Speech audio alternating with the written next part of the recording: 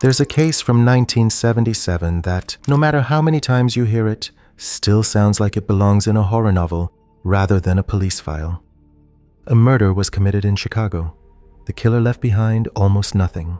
No witnesses, no useful forensic evidence, no clear motive. The investigation stalled within weeks and went completely cold. Then, a co-worker of the victim, a woman who barely knew her, started going into trances.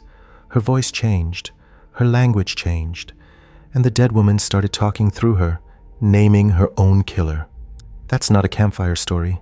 That's what actually happened in the case of Teresita Basa. Teresita was 47 years old, a Filipino immigrant working as a respiratory therapist at Edgewater Hospital on the north side of Chicago. She was quiet, deeply religious, lived alone in a modest apartment on North Pine Grove Avenue, and was known among her colleagues as pleasant but private. She didn't have a large social circle. She went to work, she came home, she kept to herself. A normal life. Nothing that would put her on anyone's radar. On the evening of February 21st, 1977, firefighters responded to a fire alarm at Teresita's apartment building. When they forced their way into her unit, they found two things. First, a fire had been set. A mattress had been dragged on top of Teresita's body and lit on fire, apparently to destroy evidence. Second, underneath that burning mattress, Teresita Basa was dead. She had been stabbed multiple times in the chest with a butcher knife. The knife was still embedded in her body when firefighters pulled back the mattress. The apartment showed signs of a struggle, but not a break-in. That meant Teresita likely knew her attacker or had willingly opened the door. Some of her personal belongings appeared to be missing, including jewelry. But it was difficult to determine exactly what had been taken, since Teresita lived alone and no one had a complete inventory of her possessions. Chicago police canvassed the building from top to bottom. They interviewed every neighbor they could find, every co-worker at Edgewater Hospital, every friend and acquaintance in Teresita's limited social circle. Nobody had seen or heard anything suspicious on the night of the murder. Nobody had noticed anyone entering or leaving Teresita's apartment that evening. The fire had damaged some of the physical evidence at the scene, and what remained wasn't enough to point investigators toward a suspect. Weeks turned into months. Every lead dried up. Every potential suspect was eliminated. Within a few months, the investigation had ground to a complete halt. There were no viable suspects, no forensic breakthroughs, no witnesses, nothing to work with. The case was effectively dead, just like Teresita. And that's where it would have stayed if not for something that no homicide detective could have anticipated. At Edgewater Hospital, where Teresita had worked, there was a physician named Dr. Jose Chua Jr. and his wife, Remibias Chua, who also worked at the hospital as a respiratory therapist. Remibias had known Teresita casually. They worked in the same department, exchanged pleasantries, but weren't close friends by any stretch. They had no significant personal relationship outside of work. Starting several months after Teresita's murder, Remibias Chua began experiencing something that terrified both her and her husband. Without warning, she would fall into a trance-like state. Her eyes would change. Her voice would change. She would begin speaking in Tagalog, the Filipino language that Teresita had spoken, in a voice that was distinctly not her own, and the voice claimed to be Teresita Basa. During these episodes, Teresita communicated specific details about her murder. She named her killer. She said it was Alan Showery, an orderly who worked at Edgewater Hospital. She described how Showery had come to her apartment under the pretense of fixing her television set. She explained that he had attacked her, stabbed her, stolen her jewelry, and set the fire to cover his tracks. Most critically, she identified specific pieces of jewelry that Showery had taken from her apartment and said he had given them to his girlfriend. Remibias Chua had no memory of these episodes afterward. She didn't remember speaking in a different voice. She didn't remember naming anyone. Dr. Chua was deeply shaken by what he had witnessed, but he was also a physician, a man of science, and he wrestled with what to do. The information being communicated through his wife was incredibly specific. It wasn't vague spiritual rambling. It was names, dates, objects, and a clear narrative of a murder. Eventually, after multiple episodes, Dr. Chua made a decision that he knew would invite ridicule and potentially damage his professional reputation. He picked up the phone, called the Chicago Police Department, and told them everything. A dead woman, he said, was speaking through his wife, and she was naming her killer. He could hear how it sounded.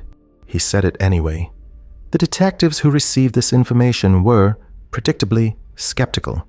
Some of them probably thought the doctor was out of his mind. But someone decided to check anyway.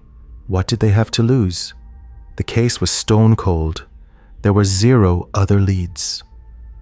Investigators pulled Alan Showery's file. He was indeed an orderly at Edgewater Hospital. He had worked in the same building as Teresita. He had access. He had opportunity.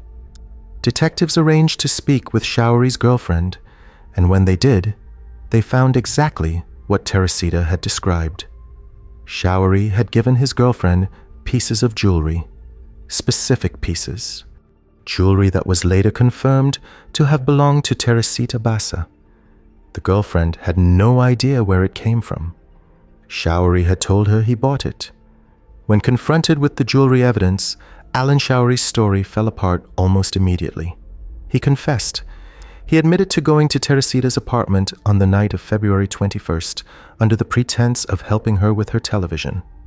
Once inside, he attacked her, stabbed her to death, stole her jewelry and other valuables, and set fire to the mattress in an attempt to destroy the evidence. His confession matched the details that had been communicated through Remedios Chua during her trances. Details that Remedios had no way of knowing through any normal means.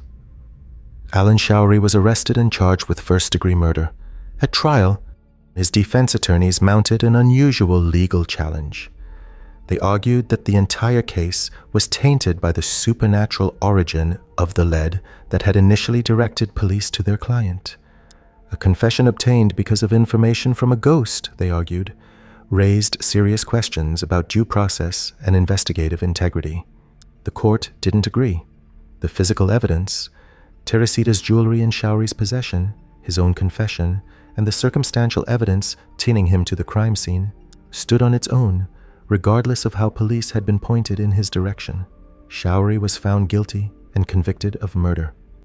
The Teresita Basa case became one of the most famous and bizarre criminal investigations in American history.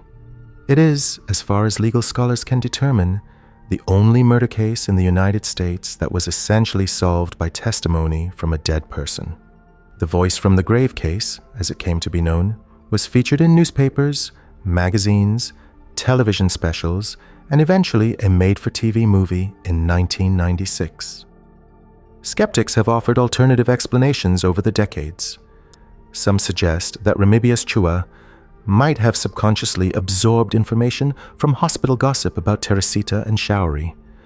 Others have pointed out that in close-knit Filipino communities, information can travel through informal channels that outsiders might not recognize.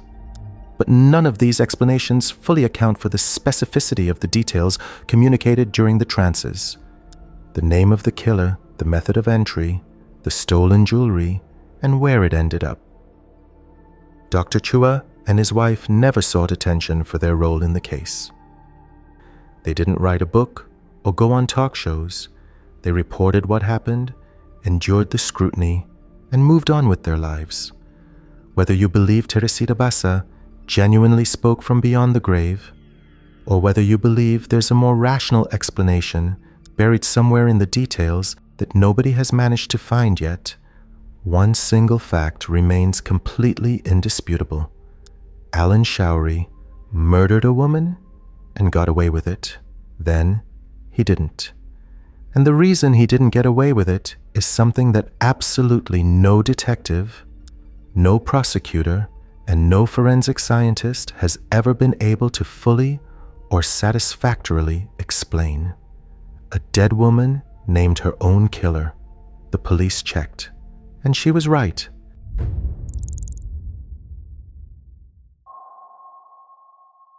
Deadbug solved a quintuple murder. That's the sentence that makes this case impossible to forget.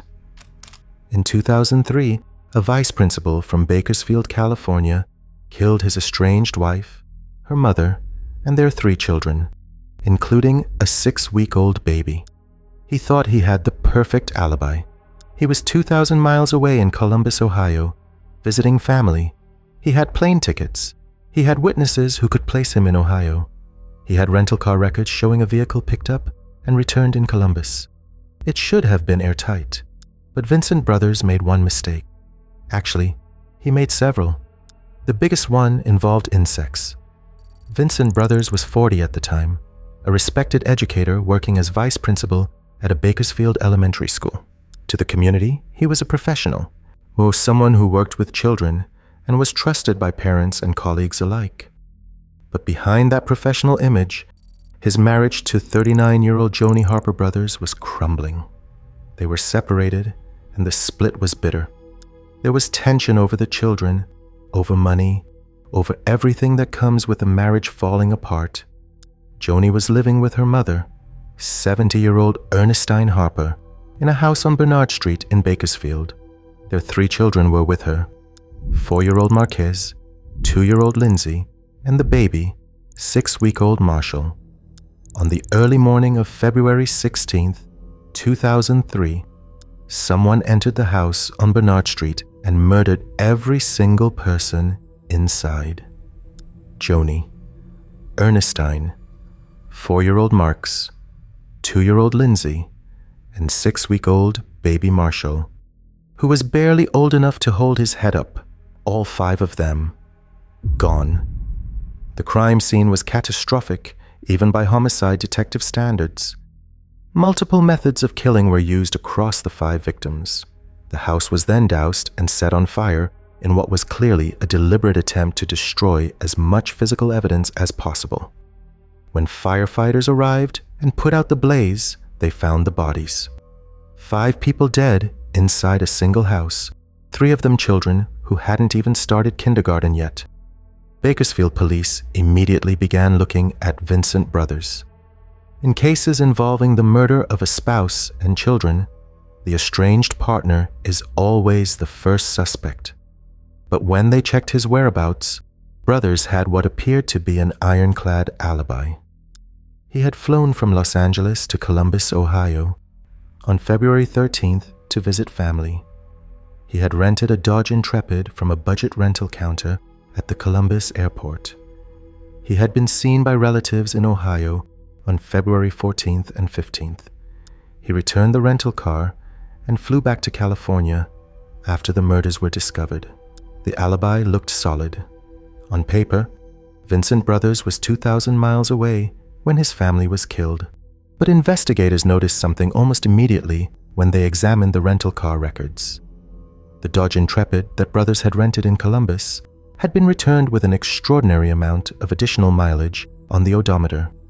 The car had been driven approximately 4,500 miles during a rental period of just a few days. That's the kind of mileage you'd expect from someone who drove across the country and back. Columbus, Ohio, shared to Bakersfield, California, and back to Columbus is roughly that distance. Brothers claimed he'd simply driven around the Columbus area, visiting various friends and family members. 4,500 miles of casual visiting in 3 days, in February, in Ohio. Detectives listened to this explanation with the exact level of skepticism it deserved. Nobody bought it. Not for a second. But odometer readings alone aren't proof of murder. A defense attorney could argue the meter was faulty, or that Brothers really was just an unusually enthusiastic visitor. The prosecution needed something more concrete and more scientific. They needed something that could physically demonstrate that the rental car had traveled to California and back, not just racked up anonymous miles driving circles around Ohio. That's where the bugs came in. And this is where the case goes from disturbing to genuinely fascinating. Investigators contacted Dr. Lynn Kimsey, a forensic entomologist and professor at the University of California. Dr. Kimsey was asked to examine the rental car's radiator grill and air filter for insect remains. When a car drives at highway speeds, it collects bugs. Lots of them. They impact the front of the vehicle, the grill, the radiator, the windshield, and they get trapped in the air filter. These bugs don't just represent general roadkill, they represent the specific geographic regions the car drove through. Different insects live in different places. Their ranges are well documented by entomologists. If you can identify the species of bugs on a car, you can determine where that car has been. Dr. Lynn Kimsey examined the insect remains collected from the Dodge Intrepid. What she found was remarkable. The radiator grill and air filter contained the remains of dozens of identifiable insect species. Entomologists have spent over a century mapping the geographic ranges of insect species across North America. Every species has a habitat range, a defined area where it lives, breeds, and dies. These ranges are documented in scientific literature going back generations. Entomologists know which bugs live where, down to specific valleys and mountain ranges. When Dr. Kimsey cataloged what was on that car, the results read like a roadmap. She identified species that are found exclusively west of the Rocky Mountains, species that have never been documented in Ohio or anywhere in the Midwest. Some were native only to California. Others were specific to the Central Valley, the agricultural flatlands surrounding Bakersfield. One species in particular was found almost nowhere outside of Kern County. If the car had stayed in Ohio, none of these insects would have been on it. It was impossible. The entomological evidence also indicated that much of the driving had been done at night based on the types of insects collected. Nocturnal species that are active after dark and are attracted to headlights. The bugs told the story that Vincent Brothers had tried to hide. He had flown to Ohio to establish his alibi. Then, under cover of darkness, he had driven the rental car over 2,000 miles west to Bakersfield, murdered his estranged wife, her mother, and their 3 children, and driven the same 2,000 plus miles back to Ohio. He returned the car and caught his flight back to California and waited for the phone call telling him his family was dead.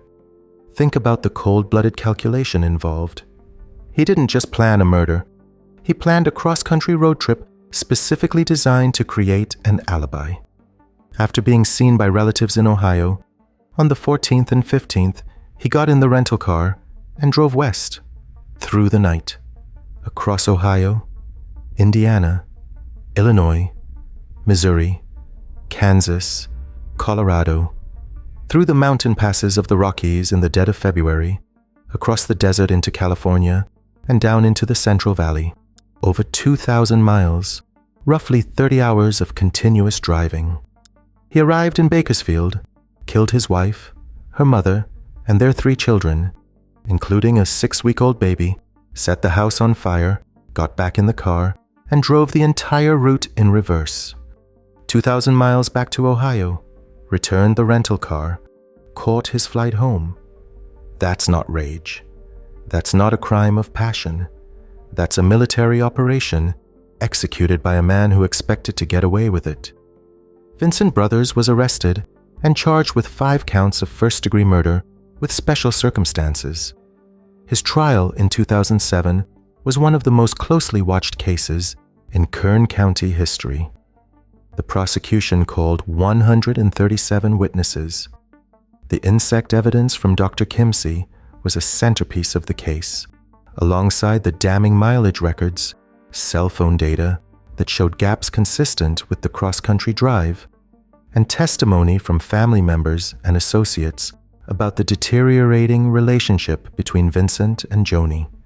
The defense argued that the mileage could be explained by extensive local driving and that the insect evidence was unreliable and unproven as a forensic tool. The jury didn't agree. The verdict came back on all 5 counts. Guilty. First-degree murder, each one. The special circumstances, multiple murders, made him eligible for the death penalty. The jury handed down that sentence. Vincent Brothers was sent to death row at San Quentin, where he remains today. California has halted executions, but he's never getting out. He thought he'd outsmarted everyone. He didn't outsmart the bugs. The smallest witnesses imaginable, splattered across a rental car on a February night, told the truth when the man behind the wheel wouldn't.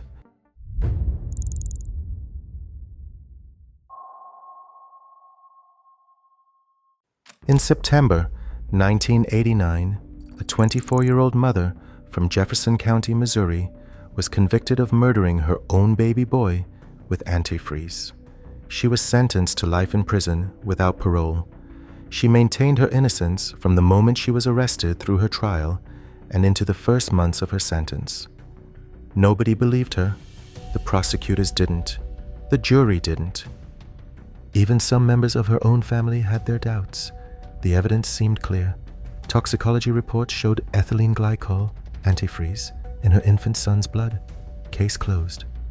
Except Patricia Stallings didn't kill her baby. She didn't poison anyone. And the proof of her innocence would come from the most unlikely place imaginable.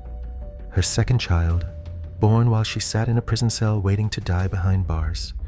Patricia and her husband, David Stallings, were a working-class couple living in South St. Louis County.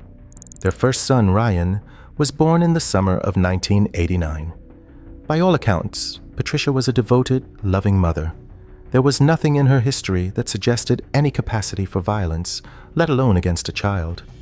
Neighbors, friends, and family described her as gentle and caring. She adored Ryan. On July 7, 1989, when Ryan was about 3 months old, Patricia noticed something was wrong. The baby was vomiting, lethargic, struggling to breathe. She rushed him to Cardinal Glennon Children's Hospital in St. Louis. She was scared. Any mother would be. She sat in the waiting room while doctors ran blood work and tried to stabilize her son. When the results came back, the mood in the room changed. The doctor stopped talking to Patricia like a worried parent and started talking to her like a suspect. Ryan's blood contained what appeared to be ethylene glycol, the primary chemical in automotive antifreeze. It's a deadly poison, sweet-tasting, colorless, and in an infant, even a small amount could be fatal. Patricia watched the nurse's body language shift. The warmth evaporated. Suddenly, she was being asked pointed questions about what Ryan had ingested, what chemicals were in her home, whether she had access to antifreeze. The hospital staff didn't just suspect an accidental ingestion. They suspected deliberate poisoning. And they were looking directly at Patricia. Ryan was placed in foster care while authorities investigated. Patricia was devastated but cooperated fully. She insisted she had no idea how antifreeze could have gotten into her baby's system. She hadn't poisoned him. She didn't even keep antifreeze in her home. For a brief period, Patricia was allowed supervised visits with Ryan. During one of these visits on September 7, 1989, she was left briefly alone with him. Ryan fell ill again shortly afterward. He was rushed back to the hospital, where he went into cardiac arrest. 5 days later, on September 12th, Ryan died. He was 5 months old. The second episode of poisoning, occurring during a supervised visit where Patricia had been the only one with access to the baby, was all prosecutors needed. She was arrested and charged with first-degree murder. The narrative was straightforward and devastating. A mother had poisoned her infant son with antifreeze, and when he was taken away and placed in foster care, she used her supervised visit to poison him again, this time fatally. The toxicology reports backed it up. The timeline fit perfectly. There was no other explanation. Patricia went to trial in January 1991.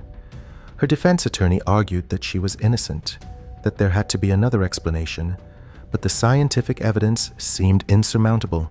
2 separate hospital admissions, 2 separate lab results, both showing ethylene glycol. How do you argue with chemistry? The prosecution presented Patricia as a cold, calculating mother who had deliberately fed antifreeze to her own infant son. They told the jury she had poisoned Ryan the first time, watched him get taken away into foster care, and then used her single supervised visit to finish the job. Yes, the word they kept using was deliberate. This wasn't an accident. This wasn't neglect. This was a mother who looked at her 3-month-old baby and chose to kill him. The defense had almost nothing to counter with. No alternative theory, no competing lab results, just Patricia's insistence that she was innocent.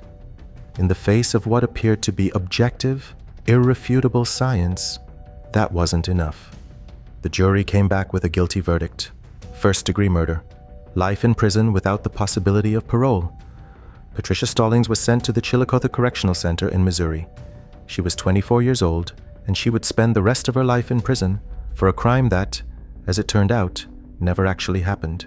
Here's where the case takes one of the most extraordinary and unlikely turns in American legal history. The kind of twist that, if you put it in a movie, people would say it was too convenient to be real. While Patricia was sitting in jail awaiting trial, she discovered she was pregnant. She was carrying her second child behind bars. In February 1990, she gave birth to a boy named David Jr. The baby was immediately taken from her and placed in foster care. Patricia had zero contact with him. No visits, supervised or otherwise. The baby was completely out of her reach. Then David Jr. started getting sick.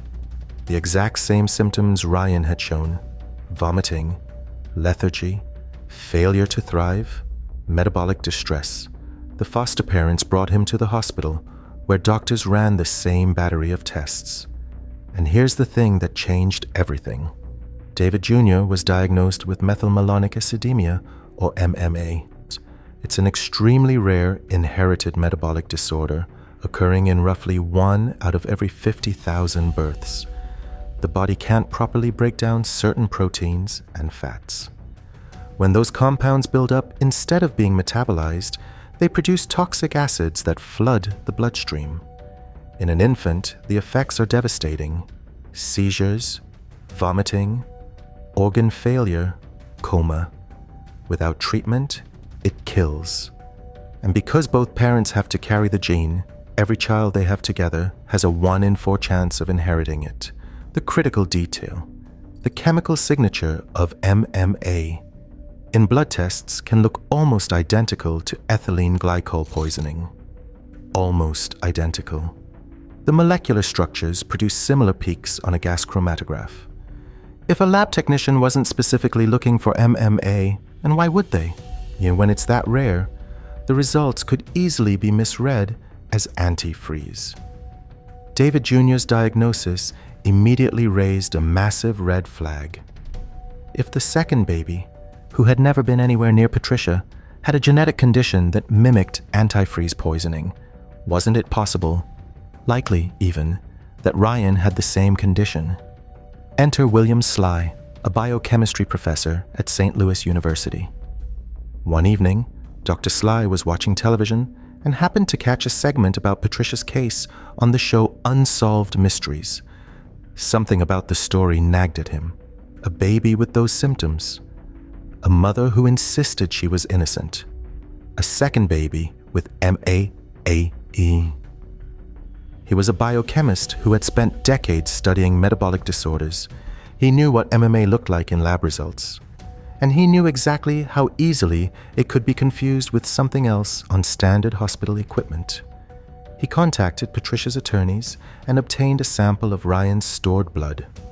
He sent it to Dr. James Shoemaker, a specialist in metabolic disorders at St. Louis University. When Shoemaker ran his analysis, the results were definitive. Ryan's blood didn't contain ethylene glycol.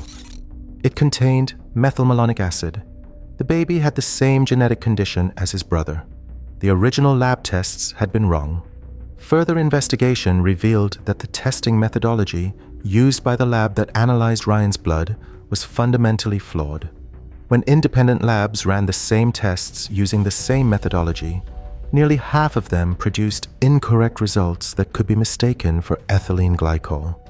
The science that convicted Patricia Stallings was, quite literally, bad science. On September 20th, 1991, Patricia Stallings walked out of the Chillicothe Correctional Center a free woman. All charges were officially dropped. She had served nearly 2 years behind bars for a murder that never actually took place. A mother convicted of killing her baby, based entirely on laboratory results that couldn't tell the difference between a rare genetic disease and rat poison. She won a 7-figure settlement from the hospital and labs whose faulty testing destroyed her life. But think about what had to go right. The second pregnancy, the identical symptoms, a professor watching TV on the right night. Take away any one of those coincidences, and she'd still be in that cell right now.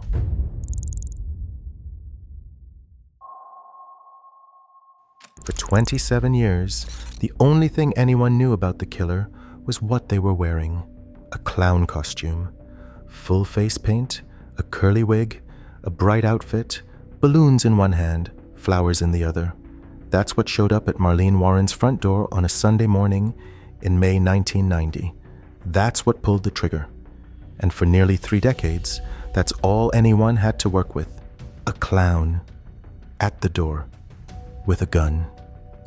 Marlene Warren was 40 years old, living in Wellington, Florida, a quiet equestrian community in Palm Beach County.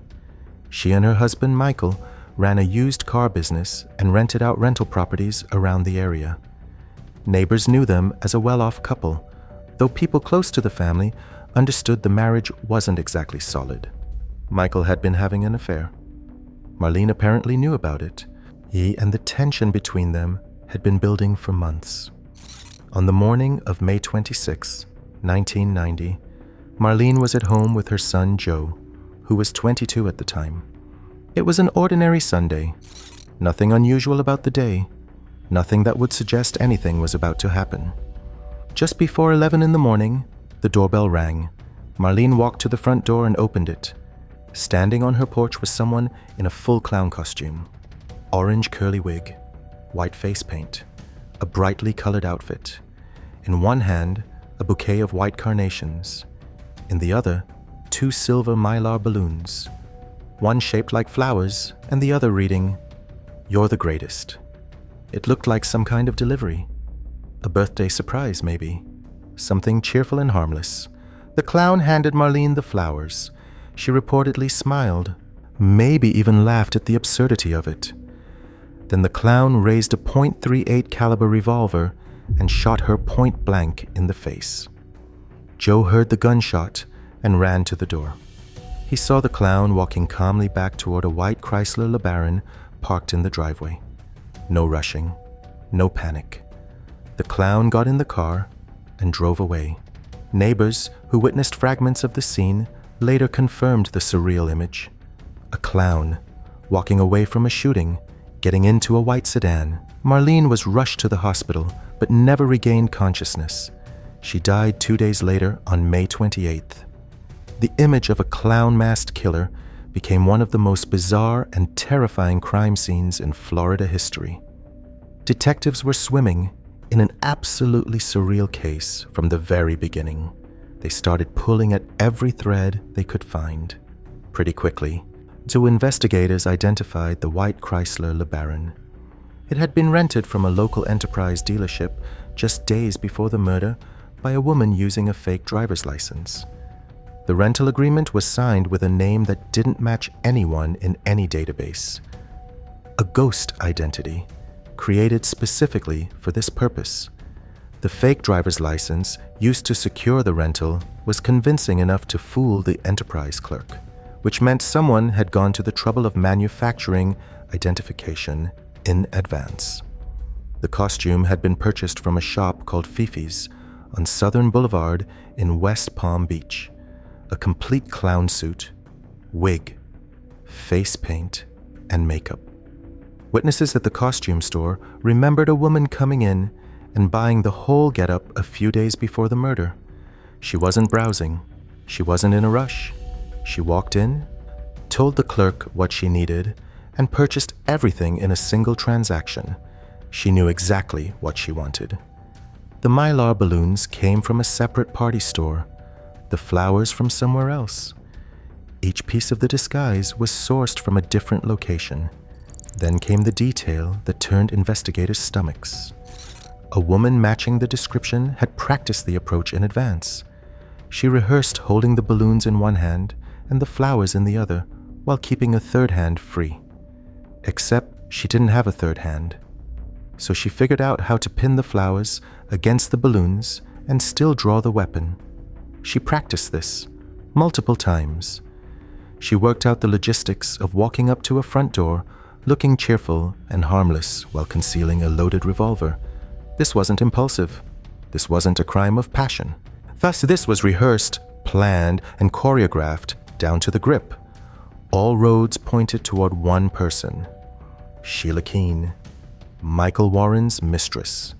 She was 37 at the time, a former private investigator who worked for a man named Edward Tyre. Her connection to Michael was well known among their social circle.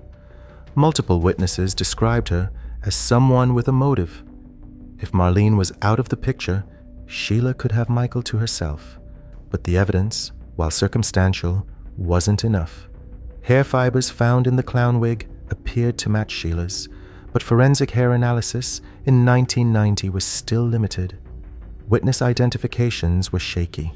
The fake ID used to rent the car led nowhere definitive. Sheila denied everything. Without a confession or physical evidence strong enough to lock down a conviction, the Palm Beach County State Attorney's Office declined to file charges. The case went cold. Years passed. Then a decade. The clown murder became one of those cases that true crime enthusiasts debated endlessly online, but in terms of actual legal progress, nothing moved.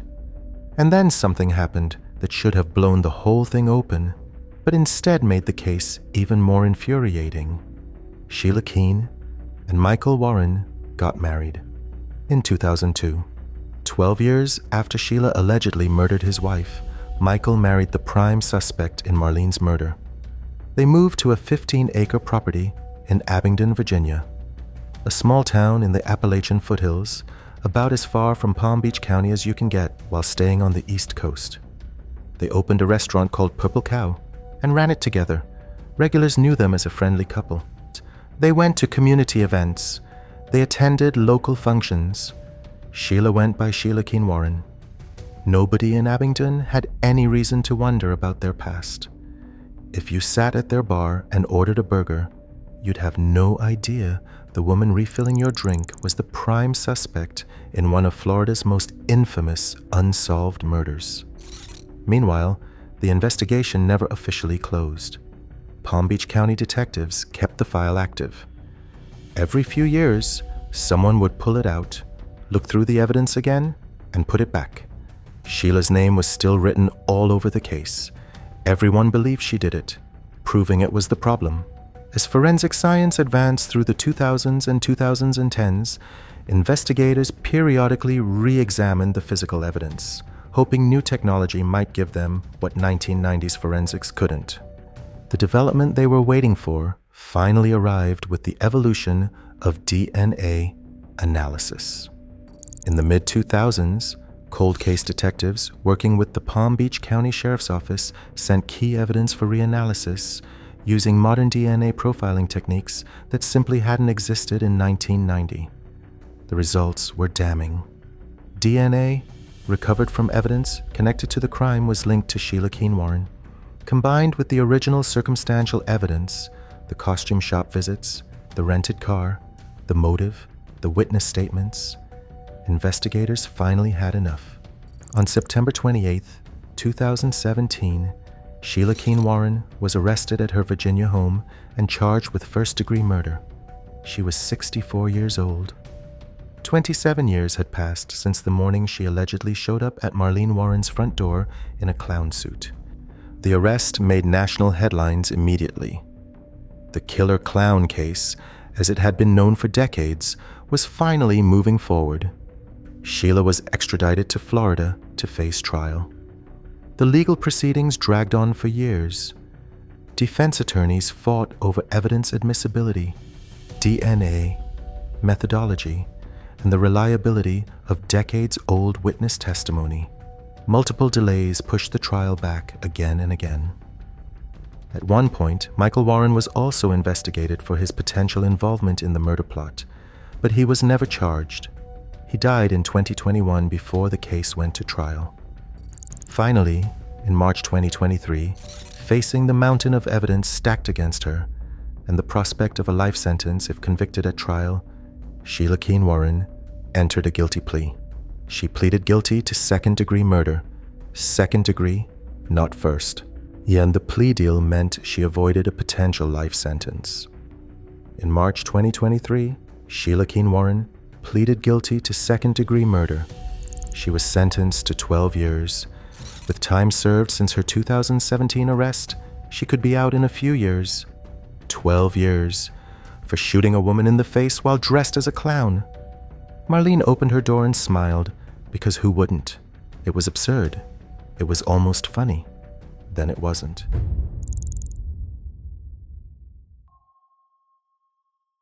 For 44 years, Stanford University had a ghost story that happened to be real. On October 12, 1974, a 19-year-old newlywed named Arliss Perry was found murdered inside Stanford Memorial Church. The way her body was discovered was so disturbing, so deliberately arranged, that it haunted investigators, students, and true crime researchers for nearly half a century. Some people called it ritualistic. Others called it satanic. Everyone agreed on one thing. Whoever did this wasn't just killing someone. They were making a statement. Arliss Perry had grown up in Bismarck, North Dakota. She was a devout Christian, deeply involved in her church community, the kind of young woman who found peace and strength in her faith. She had recently married her high school sweetheart, Bruce Perry, and the couple had just moved across the country to the Stanford campus that fall, so Bruce could begin his graduate studies. They were barely settled in, still figuring out the campus layout, still meeting new people, still adjusting to the massive shift from small-town North Dakota to one of the most prestigious universities in the world. On the night of October 12th, Arliss and Bruce had gotten into a minor argument. Nothing serious, just the kind of small disagreement that happens between any couple adjusting to a new environment. Arliss decided to take a walk to clear her head and ended up at Stanford Memorial Church around midnight. The church was open late, and she wanted some time alone to pray and think. Bruce expected her home soon. When she didn't come back, he went looking for her. He walked to the church and tried the door, but it was locked from the inside. A security guard named Stephen Blake Crawford told Bruce not to worry. He said he'd check on her when he did his rounds. Bruce went home and fell asleep. The next morning, Crawford was the one who reported finding Arliss Perry's body inside the church. What he described was a nightmare. Arliss was lying on the floor between the pews. She was partially unclothed. An ice pick had been driven into the back of her head behind her left ear. Altar candles had been placed on and around her body in what appeared to be a deliberate arrangement. Her jeans had been carefully arranged in a diamond shape nearby. Her blouse was torn open, but she was still wearing it. Her arms were folded across her chest. The crime scene was methodical. Whoever did this had taken time to arrange her body in a way that appeared deliberately symbolic. The placement of the candles, the positioning of her clothing, the overall tableau, it all suggested something beyond a typical sexual assault and murder. It looked like a ritual. The case generated enormous media attention almost immediately. The idea of a ritualistic murder inside one of the most beautiful churches on one of the most elite campuses in America was almost too terrifying to comprehend. It even caught the eye of serial killer David Berkowitz, the son of Sam, who cryptically referenced the Stanford church murder in letters he wrote from prison. Berkowitz claimed, without ever providing specifics, that the Perry murder was connected to a network of satanic groups operating across the country. Whether he actually knew something or was simply feeding his own mythology from behind bars, Nobody could say. But the mere association of a confirmed serial killer with the case supercharged the conspiracy theories. Researchers and occult investigators latched onto the case for decades, spinning elaborate theories about satanic cults secretly operating on college campuses throughout California. Books were written, documentaries were produced. The mystery became part of Stanford campus lore. A ghost story freshmen whispered about, a cautionary tale that evolved with each retelling. The mystery took on a life of its own. Meanwhile, investigators were stuck. The Stanford University Department of Public Safety and the Santa Clara County Sheriff's Office worked the case aggressively in the initial months and years. They interviewed hundreds of people: students, professors, campus employees, maintenance workers, transients who had been seen in the area, and anyone with known connections to occult activity or alternative religious groups in the Bay Area. They looked at everyone who had access to the church that night, everyone who had a key. Thousands of hours of detective work, hundreds of leads followed up on. Nothing panned out. No fingerprints matched anyone in the system. No witnesses had seen anyone suspicious entering or leaving Memorial Church. The campus was quiet on a Saturday night, and whoever did this had left no trail. But they had one crucial piece of evidence that would eventually crack everything open: biological evidence collected from the crime scene. Semen. In 1974, DNA profiling didn't exist. The technology was still more than a decade away from being invented. There was absolutely nothing investigators could do with it at the time. So the evidence was packaged, labeled, and placed into storage, properly preserved, waiting for science to catch up with the crime. Years turned into decades. The case became one of California's most infamous unsolved murders. Every few years, a journalist or documentary filmmaker would revisit the story, but no new leads emerged. Investigators who had worked the case in 1974 retired. Some passed away without ever knowing who killed Arliss Perry. The campus changed around the memory of the crime. New buildings went up, new generations of students arrived, and the story of the church murder faded from urgent horror into dark folklore. The case file sat in storage alongside the biological evidence, both waiting for something that didn't exist yet. Then, forensic technology advanced to the point where they could finally do something with that evidence from 1974. In 2018, 44 years after the murder, the Santa Clara County Sheriff's Office cold case team decided it was time to take another look. The advances in DNA profiling since the original investigation were staggering. Techniques that didn't exist in 1974 or even in 2000 were now routine. Investigators submitted the preserved semen sample for analysis. The extraction worked. For the first time in 44 years, they had a viable DNA profile from the killer. They ran it through law enforcement databases. No match.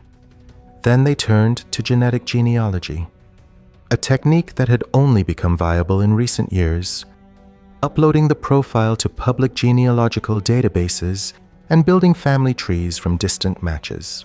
When the results came back, they didn't point to some mysterious outsider.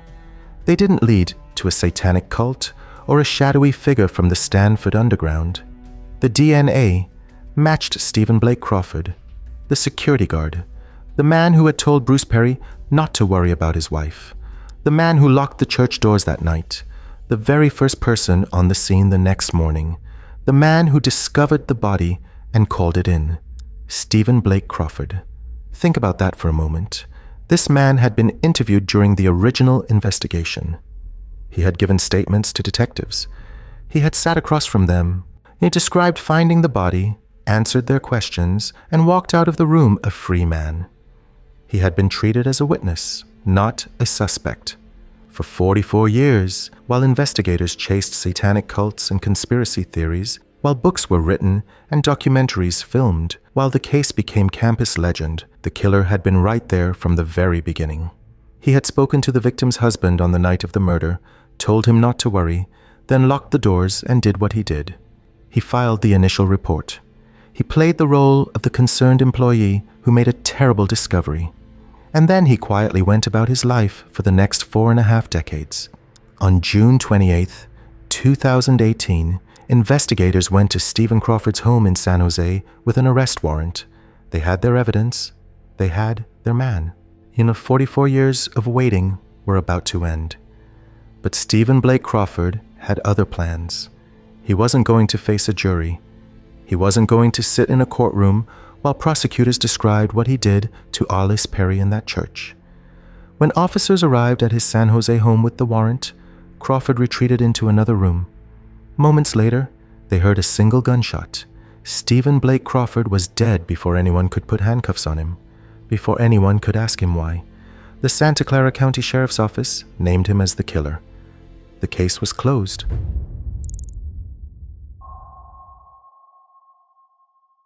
For nearly 30 years, some of the wealthiest, most educated, and most well-connected people in America were completely fooled by a man who didn't exist.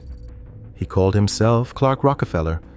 He claimed to be a member of the famous American dynasty. Distant branch, he'd say, if anyone asked. He spoke with an aristocratic, mid-Atlantic accent. He collected fine art. He attended exclusive social events in Manhattan and Boston. He charmed people at dinner parties with stories about his family's legacy in American business and philanthropy. He married a Harvard MBA who worked at McKinsey & Company, one of the most prestigious consulting firms in the world. They had a daughter together. They lived a life of privilege in Boston's Back Bay neighborhood, supported entirely by his wife's substantial income. Nobody questioned him. Why would they? He looked the part. He sounded the part.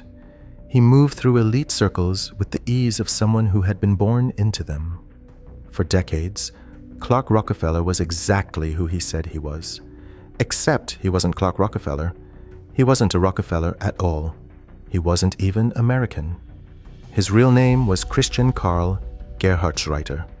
He was born in 1961 in Sixdorf, a small town in Bavaria, Germany.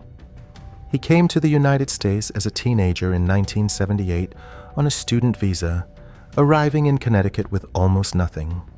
No money, no connections, no social standing, just ambition, and an extraordinary talent for deception.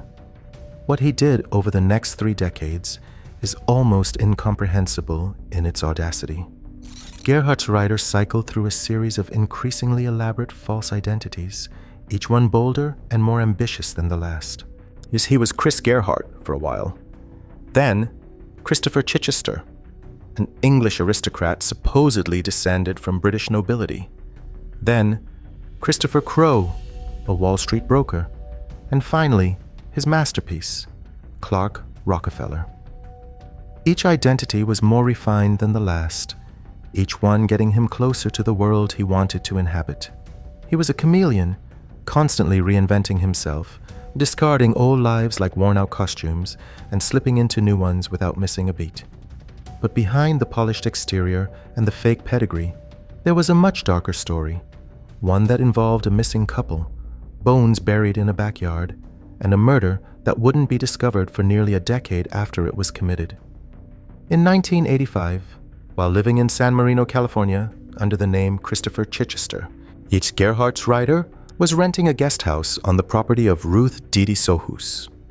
San Marino was old money, a quiet, wealthy enclave near Pasadena where people valued discretion and breeding. Gerhartsreiter fit right in with his English accent and his aristocratic backstory. He charmed the neighborhood. He hosted dinner parties and attended others. He talked about film and television connections, dropping names that impressed people who didn't think to verify them. He claimed to be working on various media projects and hinted at aristocratic wealth back in England. The residents of San Marino took him at his word. In a community where people valued politeness over interrogation, nobody pressed the charming British tenant for proof of anything. Also living on the property were Ruth's son, Jonathan Sohus, 27, and his wife, Linda Sohus, 27. The young couple were recently married and seemed to view the charming British tenant as an eccentric but harmless presence on the property. Then, In February 1985, something happened. Jonathan and Linda Sohus vanished, completely and without warning. They simply disappeared from the face of the earth. Their family was told the couple had gone to Europe on some kind of trip or adventure. Letters arrived from Jonathan, postmarked from Paris, reassuring family members that everything was fine and they were enjoying themselves abroad. Shortly after the couple's disappearance, Christopher Chichester also left San Marino.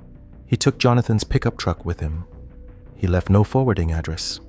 For years, the disappearance of Jonathan and Linda Sohus remained a strange, unresolved family mystery. Their relatives were uneasy, but had no evidence of a crime. The letters from Paris suggested they were alive. Maybe they just decided to start a new life somewhere. It happens. In 1994, 9 long years after the couple vanished, the new owners of the San Marino property on Lorraine Road decided to install a swimming pool in the backyard. It was supposed to be a routine construction project. Dig a hole, pour concrete, enjoy the California sunshine. During the excavation, workers hit something that wasn't soil. They called the homeowner. Then they called the police. What they had uncovered was bones, human bones, dismembered, wrapped in plastic bags, and buried in a shallow grave just a few feet beneath the surface. The remains had been underground for nearly a decade, but the plastic wrapping had partially preserved them. Police cordoned off the entire property and spent days carefully excavating the site, sifting through dirt for every fragment they could recover. The remains were identified as Jonathan Sohus. He had been bludgeoned to death. His body had been cut into pieces and buried on the very property where he had lived. The letters from Paris had been forged. Jonathan never went to Europe. He never left San Marino alive. Linda Sohus's body was never found. She remains missing to this day. San Marino police immediately launched a full murder investigation, but they ran into a massive problem almost instantly. The prime suspect, the mysterious English tenant who had conveniently disappeared around the same time as the couple and driven off in Jonathan's truck, had vanished. Completely and utterly vanished. Christopher Chichester didn't exist. The name was fake. The accent was fake. Everything was fake. Investigators had no real name, no photograph that was useful, and no idea where he had gone. The trail went cold. Meanwhile, Christian Karl Gerhartsreiter had already moved on to his next identity. He was living on the East Coast now, reinventing himself yet again. He became Clark Rockefeller. He married Sandra Boss, a brilliant businesswoman who earned well over $1 million a year. She paid for everything. He stayed home, played the role of wealthy eccentric, and raised their daughter Ray. Sandra eventually grew suspicious, not of murder, but of the marriage itself. She discovered that Clark had been lying about virtually every aspect of his life. They divorced in 2007, and Sandra was awarded full custody of Ray. On July 27, 2008, during a supervised custody visit in Boston, Gerhartsreiter grabbed his daughter, shoved the social worker to the ground, and jumped into a waiting SUV, driven by an accomplice. A kidnapping. In broad daylight, on a public street, he fled with Ray and was captured 6 days later in Baltimore, Maryland, living on a yacht under yet another false name. The kidnapping was dramatic and sensational enough to make national news, but its most important consequence was something far more mundane. For the first time in his decades-long career of deception, Christian Karl Gerhartsreiter's fingerprints were entered into federal law enforcement databases. And that single act changed absolutely everything. Those fingerprints matched records from California, from San Marino, from the investigation into the disappearance and murder of Jonathan and Linda Sohus. After more than 2 decades of living under false names, Christian Karl Gerhartsreiter was finally connected to the bones buried in that backyard.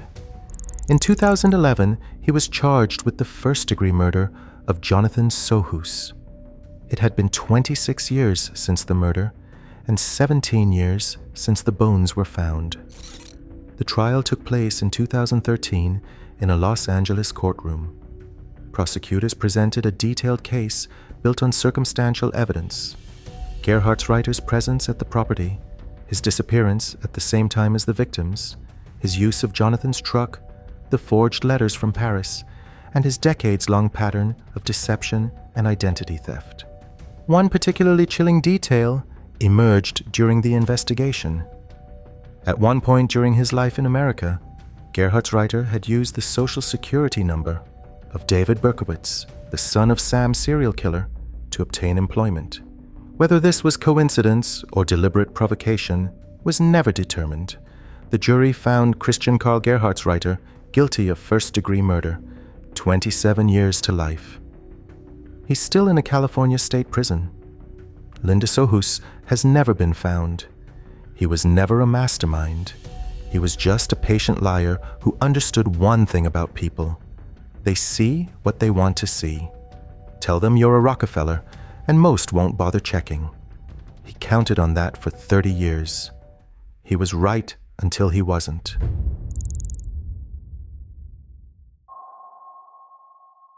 On the evening of April 16, 1960, a 25-year-old schoolteacher walked into Sacred Heart Church in McAllen, Texas. She was there for confession. It was Holy Saturday, the night before Easter, and the church was packed with parishioners preparing for the biggest celebration on the Catholic calendar. Several people noticed her that evening because Irene Garza was hard to miss. She'd been crowned Miss All South Texas Sweetheart. She was a homecoming queen at Pan American College. She had been the first Latina drum majorette at McAllen High School. She was beautiful, devoted to her faith, and well known throughout the Rio Grande Valley. By day, she taught second grade to underprivileged kids on the south side of McAllen. Everyone knew Irene. That night, Irene walked into the confessional at Sacred Heart Church and never came home. Her parents weren't immediately alarmed. Irene was deeply religious. She attended daily mass, took communion every morning, and was an active member of the Legion of Mary. Staying late at church on the most important night of the Catholic calendar wasn't unusual for someone like her. They figured she'd stayed for the Easter Vigil service. But when 3 a.m. came and went with no sign of their daughter and no phone call, something felt wrong. They drove to the McAllen Police Department and reported Irene missing. By Easter Sunday morning, the entire community had mobilized. What followed was the largest volunteer search ever conducted in Rio Grande Valley history at that time. Hundreds of people fanned out across the area looking for any trace of her. 2 days into the search, on April 18th, people found a trail of Irene's belongings scattered along a McAllen road. Her purse, her left shoe, her delicate lace veil. The items were spread out over several hundred yards, like someone had tossed them from a moving vehicle. But there was no sign of Irene herself. Then, on April 21st, 5 days after she disappeared, her body was found in a canal several miles from the church. The medical examiner's findings were devastating. She had been beaten severely, with bruising over both eyes and the right side of her face. She'd been sexually assaulted while unconscious. The cause of death was suffocation, and because her body had been submerged in water for days, most of the physical evidence that might have identified her killer, hair, blood, semen, had been completely washed away. The investigation that followed was massive. The Hidalgo County Sheriff's Office, the McAllen Police Department, and the Texas Rangers all converged on the case. Law enforcement questioned approximately 500 people across multiple Texas cities. They talked to known sex offenders, family members, co-workers, ex-boyfriends, basically anyone with even the faintest connection to Irene or the church. Nearly 50 polygraph examinations were conducted. The initial reward for information was $2,500, already unprecedented for the valley. When local businessmen pushed it to $10,000, it became the largest reward ever offered in a murder case in the region. Now here's where this story takes a deeply disturbing turn. Almost immediately, suspicion fell on the priest who had heard Irene's final confession that night. Yet Father John Bernard Feit was 27 years old, relatively new to the parish, having completed his seminary training in San Antonio not long before. And the more investigators looked at him, the worse it got. Church members reported that Feit's confession line had moved unusually slowly on the night Irene disappeared. He had been seen away from the sanctuary several times during the evening. Fellow priests noticed something else that bothered them. After the Easter Vigil Mass, Feit had fresh scratch marks on his hands that hadn't been there before. When a senior priest asked him about the marks, Feit said he'd cut himself on a filing cabinet. Nobody believed him. The scratches were on the tops of his hands. Defensive wounds, the kind you'd get from someone clawing at you. Then came a critical detail. Instead of hearing Irene's confession in the normal confessional booth, a public space where other parishioners could see who came and went, Feit had taken her to the church rectory, a private room, away from everyone. Taking a young woman alone to a private room raised immediate red flags. When first questioned about this, Feit denied it. Later, he admitted it actually happened. When the canal where Irene's body was discovered was eventually drained, investigators found something sitting at the bottom, a photo slide viewer. Police put out a public call, asking anyone to identify the owner. 2 days later, Feit himself sent a note to police claiming the viewer was his, connecting himself to the dump site while trying to appear cooperative. But here's the detail that absolutely turns your stomach. Just 3 weeks before Irene Garza was murdered, Feit had been arrested for sexually assaulting a different woman. That attack happened at the communion rail of another church in the Rio Grande Valley. A woman had come to pray, and Feit had attacked her right there inside the church. He was arrested. He went through the legal process. His punishment? A $500 fine. That's it. $500 for sexually assaulting a woman inside a house of God. 3 weeks later, Irene Garza walked into his confessional and ended up dead. Police investigators were looking hard at Feit. The evidence was circumstantial, but it was everywhere, pointing in one direction. The polygraph results they initially described as passed were later reclassified as inconclusive. Everything about his behavior that night was irregular. But despite all of this, the scratches, the slide viewer, the prior assault, the private rectory, the lies, the case went cold. And the reason it went cold is perhaps the most infuriating part of this entire story. The Catholic Church closed ranks around Feit. They moved him to a monastery in Missouri. They quietly helped him transition out of the priesthood. Eventually, he left religious life entirely, got married, had children, and built himself a completely normal life far away from Texas. For decades, the district attorney in Hidalgo County looked at the evidence and concluded it wasn't strong enough for a conviction. Without solid physical evidence, prosecutors didn't believe they could win at trial. In 2004, a grand jury was convened to review the case, but Feit wasn't even subpoenaed to appear. No indictment. Meanwhile, 2 men had been carrying a terrible secret. Dale Ticciani and Joseph O'Brien were both clergymen who had known Feit during the years after the murder. In 2002, they finally came forward and told authorities something explosive. Feit had personally confessed the murder to them. Separately. Both men said Feit told them directly what he had done to Irene Garza. These men had carried that knowledge for more than 40 years before their conscience finally pushed them to speak. Even with their testimony, it took another 13 years for justice to move. In 2015, a new district attorney named Ricardo Rodriguez took office in Hidalgo County. He made the Garza case a priority. His team went back through every piece of evidence, tracked down aging witnesses, re-examined the forensics, and built a case centered on the testimony of the 2 monks combined with the mountain of circumstantial evidence that had always pointed directly at Feit. In February 2016, law enforcement arrested John Bernard Feit at his home in Scottsdale, Arizona.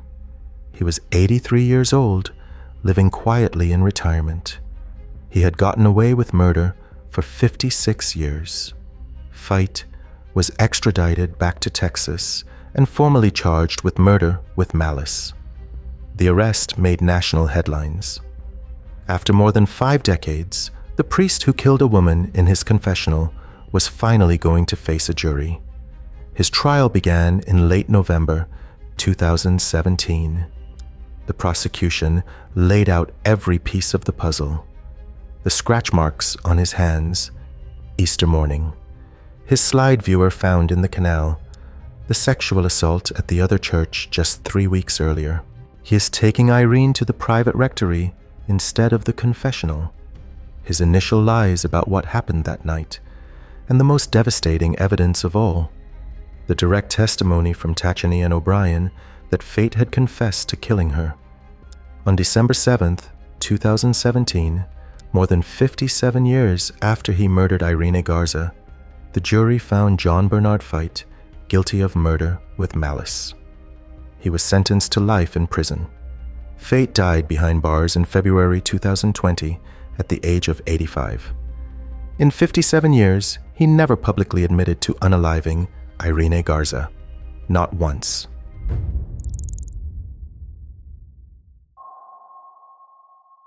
It was Holy Saturday, April 5th, 1980. Inside Mercy Hospital in Toledo, Ohio, the chapel was being prepared for Easter services. Sister Margaret Ann Paul, a 71-year-old nun from the Sisters of Mercy order, had spent the morning doing what she always did, tending to the chapel, making sure everything was ready for the holiest weekend of the year. She was the caretaker of that sacred space, and she took the responsibility seriously. Sometime that morning, somebody walked into the sacristy and ended her life. A hospital worker found Sister Margaret Ann lying on the floor of the sacristy, covered with an altar cloth that had been draped over her body like a shroud. She had been strangled, and then she had been stabbed 31 times. The sacristy is one of the most sacred rooms in any Catholic church. It's where priests vest for Mass, where the chalice and paten are stored, where the bread and wine are prepared before being consecrated.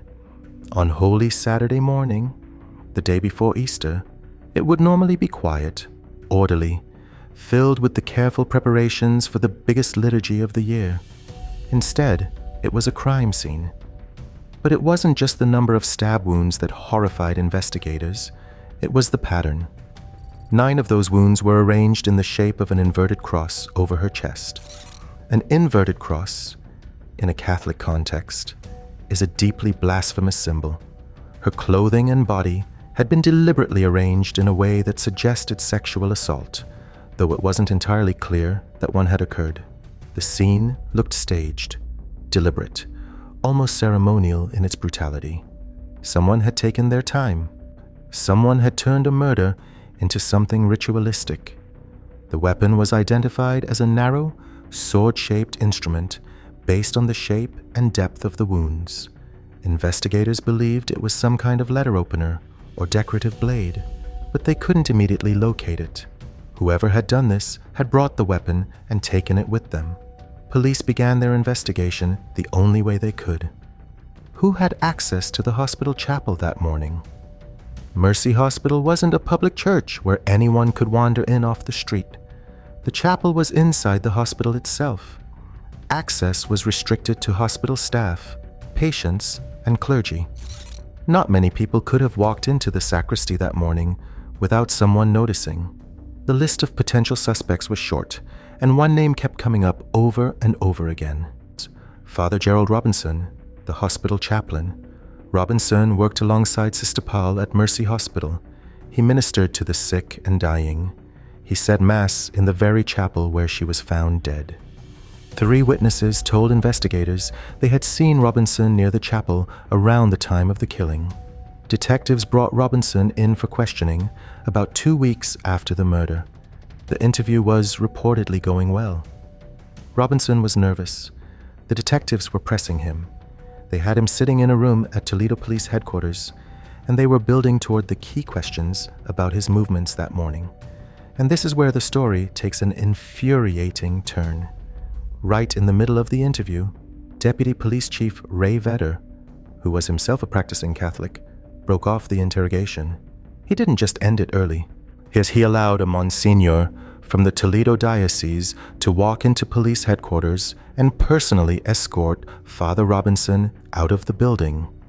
The detectives working the case were stunned. They had been making progress.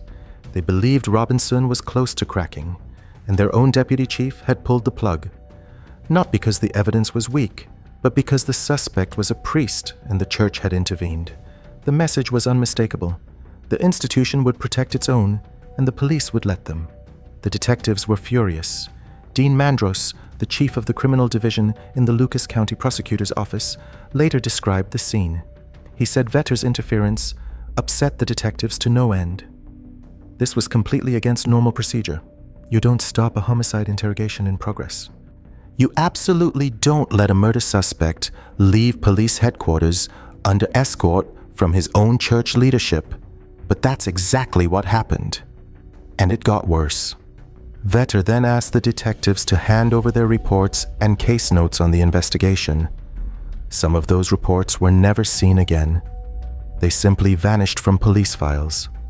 Whether they were destroyed, hidden in a drawer somewhere, or handed over to the diocese itself, nobody could say for certain. The lead detective on the case later told investigators that he felt the investigation had been deliberately sabotaged from inside his own department. The implication was clear. Somebody was protecting Gerald Robinson, and that somebody had the power to make evidence disappear. With the lead detective's work undermined and key reports missing, the case went cold. Just like that. Robinson continued working as a priest in the Toledo area. He continued saying Mass. He continued ministering to people who had no idea that he was the prime suspect in a nun's murder. And 4 days after killing Sister Margaret Ann, he had stood at the altar and presided over her funeral Mass. The man who stabbed her 31 times in an inverted cross pattern looked her congregation in the eye and led them in prayer over her casket. For 23 years, that's where things stood. No arrest, no charges, no justice. The institutional cover-up had worked perfectly. The church and sympathetic law enforcement had effectively shut down the investigation before it could gain traction. Then, in 2003, 23 years after the murder, a letter arrived at the Lucas County Prosecutor's Office that changed everything. A woman using the pseudonym Survivor Doe wrote to authorities claiming that Gerald Robinson had sexually abused her as a child. But her allegations went far beyond typical abuse claims. She described what she characterized as satanic ritual abuse sessions involving Robinson and other adults, some of them dressed as nuns. She claimed these rituals included acts of violence and even human sacrifice. She later filed a civil lawsuit against Robinson seeking damages. Her letter was forwarded to the prosecutor's cold case unit. And when investigators pulled the old PAL file and started looking at it with fresh eyes, they realized something had been sitting in evidence storage for over 2 decades without being properly examined. A sword-shaped letter opener that had been found in Robinson's apartment back in 1980. The forensic experts examined it against the wound patterns on Sister Pal's body. The results were damning. The blade was consistent with the weapon used in the stabbing, and when they compared the tip of the opener to a wound in the nun's jaw, prosecutors said it fit like a key in a lock. They also conducted new analysis on the wound patterns. Experts determined that the inverted cross shape was not accidental. The 9 wounds forming the cross were spaced and positioned with a level of precision that indicated intentional placement. Whoever did this knew exactly what they were creating on Sister Pal's body. The cold case unit also tracked down the 3 original witnesses who had placed Robinson near the chapel that morning. More than 2 decades later, their stories hadn't changed. They knew what they saw. In April 2006, Gerald Robinson went on trial for the murder of Sister Margaret Ann Pal. He was 68 years old and had been a free man for 26 years since the killing. The prosecution presented the letter opener evidence, the witness testimony, the ritualistic nature of the killing, and the documented interference by police leadership that had protected Robinson for decades. On May 11, 2006, After careful deliberation, the jury found Father Gerald Robinson guilty of murder on all counts. Robinson became only the second Catholic priest in American history to be convicted of homicide. The first was Hans Schmidt, who was executed in 1916. The third would be John Feet in 2017 for the murder of Irene Garza. The conviction sent shockwaves through Toledo and the broader Catholic community. Robinson was sentenced to 15 years to life. He died in prison on July 4th, 2014, at 76. He never confessed. He never explained the inverted cross carved into her chest. And the book on performing a satanic black mass found in his possession was never explained either. 4 days after killing her, he had stood at the altar and presided over her funeral mass. The chaplain did it. He had always been the one.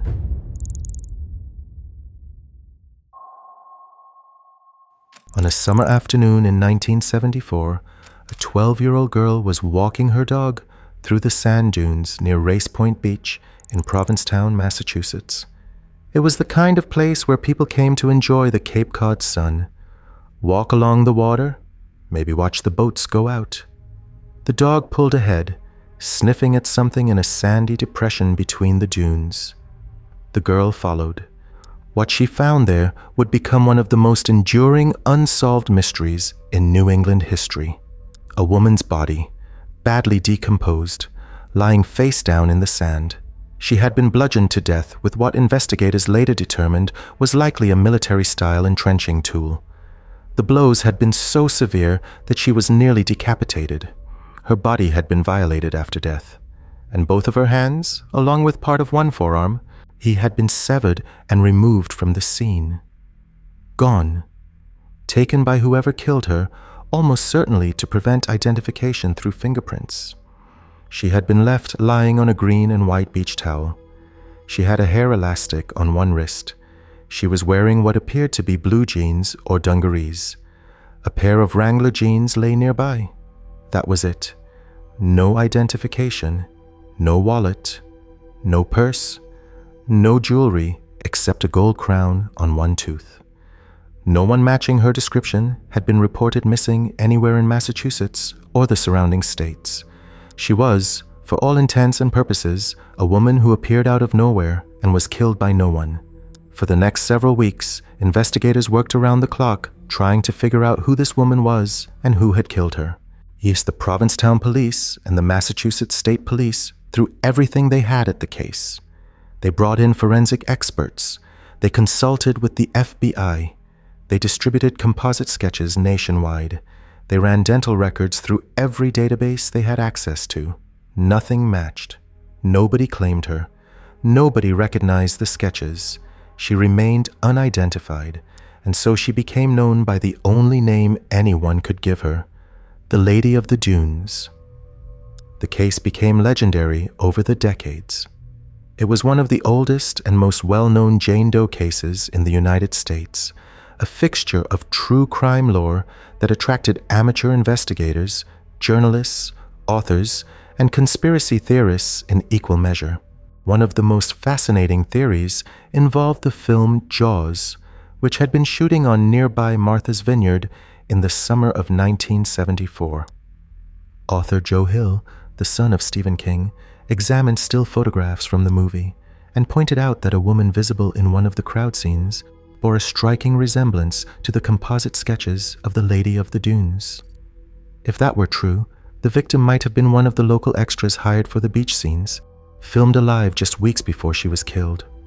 The theory was never confirmed or debunked, and it added an eerie layer of pop culture intrigue to an already haunting case. Years turned into decades. Investigators came and went. Technologies evolved. DNA profiles were developed from the remains.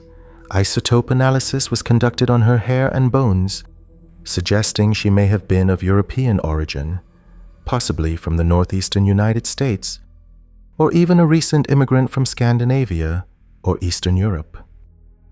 These findings sent investigators chasing leads across the Atlantic for years, looking into databases in Serbia, Croatia, Scandinavia, and other European countries. Interpol was contacted, international records were searched. None of it produced a name. None of it brought them any closer to the truth. Then forensic genealogy changed everything. In October 2022, the FBI announced that they had finally identified the Lady of the Dunes. After nearly half a century, she had a name. Her name was Ruth Marie Terry. She was 37 years old when she died. She was from Tennessee originally, not Europe, and she had been living on the East Coast at the time of her death. The isotope analysis that had pointed toward European ancestry had sent investigators in the wrong direction for years. The identification was made through forensic genealogy. The process of extracting DNA from remains, uploading the profile to genealogical databases, and then painstakingly building family trees to identify potential relatives. In Ruth Marie Terry's case, the process connected her DNA to living family members who were able to confirm her identity. After 48 years as a nameless body in the dunes, Ruth Marie Terry got her name back. But the identification opened a door to something even more disturbing. When investigators began digging into Ruth Marie Terry's life, they found something deeply unsettling about the man she had married. His name was Guy Rockwell Moldavan. He was an antiques dealer based in the Northeast, charming, well-spoken, and by all appearances, a respectable businessman. He and Ruth Marie had married in the early 1970s. As investigators pulled at the threads of Moldavan's past, a pattern emerged that was horrifying in its consistency. Moldavan had a long history of relationships with women who disappeared or died under suspicious circumstances. Ruth Marie Terry wasn't the first woman in his life to meet a bad end. She wasn't even the second. Multiple women connected to Moldavan had vanished or turned up dead over the years, and the trail stretched back long before Ruth Marie's murder. Some had simply disappeared. Others died under circumstances ruled accidental at the time, but looked very different when examined through the lens of Moldavan's broader history.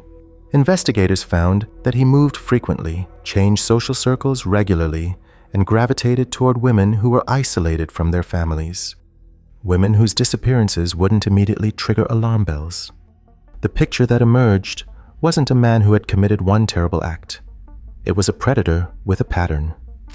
In August 2023, nearly a year after Ruth Marie's identification, the FBI and the Office of the Cape and Islands District Attorney held a press conference and officially named Guy Rockwell Moldavan as the killer of Ruth Marie Terry. The announcement was accompanied by a detailed summary of the evidence linking Moldavan to the crime, including his relationship to the victim, his proximity to Cape Cod at the time of the murder, and the broader pattern of suspicious deaths and disappearances among women in his orbit. There was just one problem. Guy Rockwell Moldavan was already dead. He had died years before the identification was made, long before forensic genealogy was even a viable investigative tool. He would never be arrested. He would never face a jury. He would never sit in a courtroom and answer for what he did to Ruth Marie Terry in those sand dunes in 1974. And so the case was officially closed. Victim identified, killer identified, but justice not served.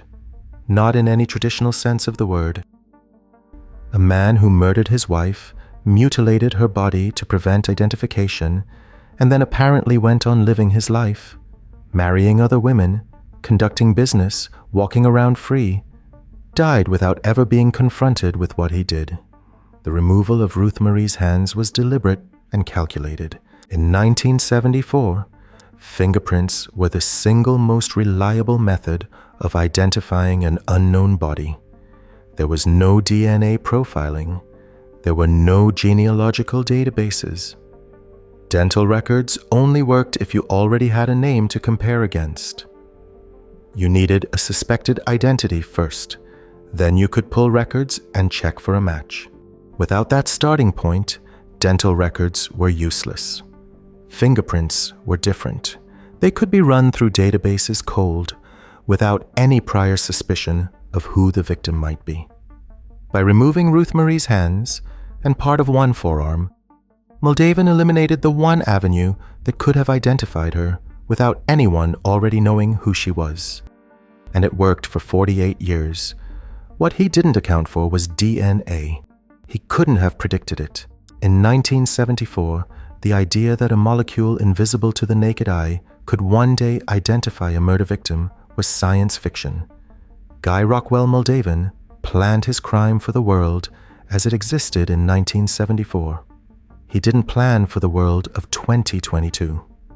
In August 2023, the FBI officially named Guy Rockwell Moldaven as Ruth Marie's killer.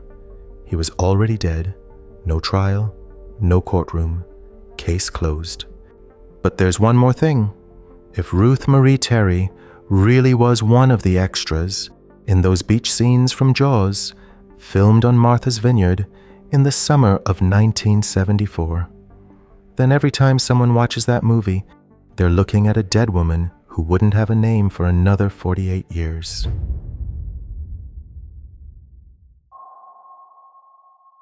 On December 20th, 1976, a truck driver crossing a bridge on Interstate 80 over the Lehigh River near Whitehaven, Pennsylvania, saw something that didn't look right. 3 suitcases sitting on the shoulder of the road near the bridge railing. They had been spray-painted black. Their handles had been cut off. They looked like someone had tried to make them as anonymous and untraceable as possible before dumping them. When state troopers arrived and opened the suitcases, they found exactly what the black paint and missing handles were meant to hide.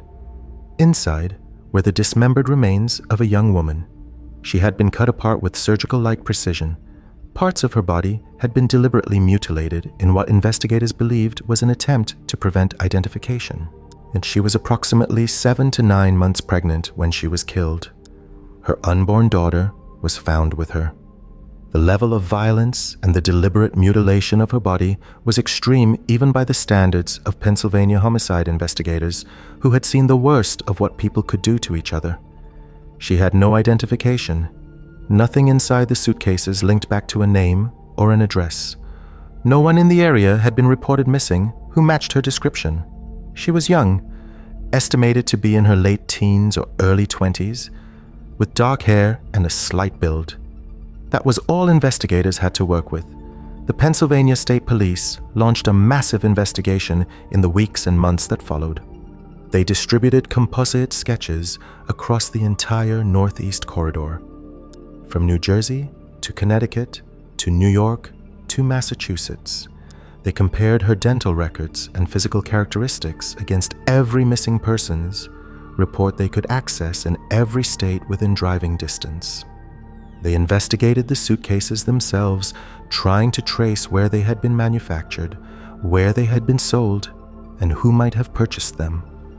The spray paint was analyzed for brand and lot information. Detectives contacted paint manufacturers and tried to narrow down which stores in the region carried that specific product. The wrapping materials used on the remains were examined for any identifying marks, labels, or patterns that might link them to a store or a household.